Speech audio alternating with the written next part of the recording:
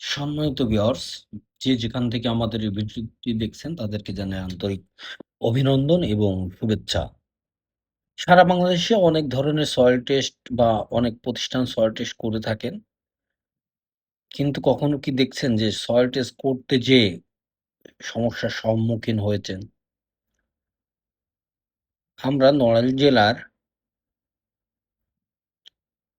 মহাজন ইউনিয়নে আমরা একটি সয়েল টেস্ট করতে যাই। এখানে মাটির এসপিটি অনেক ভালো ছিল।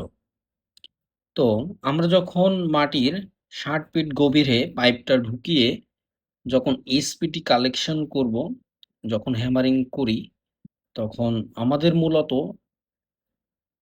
৩ টা দাগ টেনে অর্থাৎ ১৮ ইঞ্চি আমরা রিডিংটা নিই। এখানে ৬ ইঞ্চি রিডিং নেওয়ার সাথে সাথেই আমাদের পাইপটা জাম হয়ে যায় এবং পুরো পুরো পাইপটাই উঠানো খুব কষ্টকর হয়ে যায়। দেখেন আমরা ব্যাকে হ্যামারিং করতেছি, মানে ব্যাকে চেষ্টা করতেছি পাইপটা উঠানোর জন্য।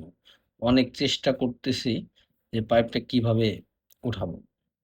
তো যেখানে এইচপিটি অনেক বেশি, সেখানে আমি বলব যে পুরো আপনি ৬ ৩ ৬ ১৮ অর্থাৎ ৬ ইঞ্চি পরপর যে স্পিডটা আপনারা কালেক্ট করতেছেন, সেটা না নিয়ে ওভার দেখাইতে পারেন। না হলে বিপদের শেষ থাকবে না।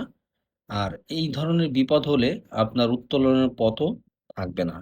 তবে যারা এই ধরনের বিপদে পড়ছেন তাদেরকে বলব যে পাশে আবার নতুন করে বোরিং করে পাইপগুলো উঠাইতে পারবেন। আমরা পরে পাশে বোরিং করে এই পাইপটাও উঠাইতে সক্ষম হয়েছি।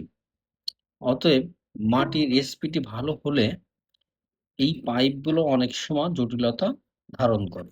ধন্যবাদ।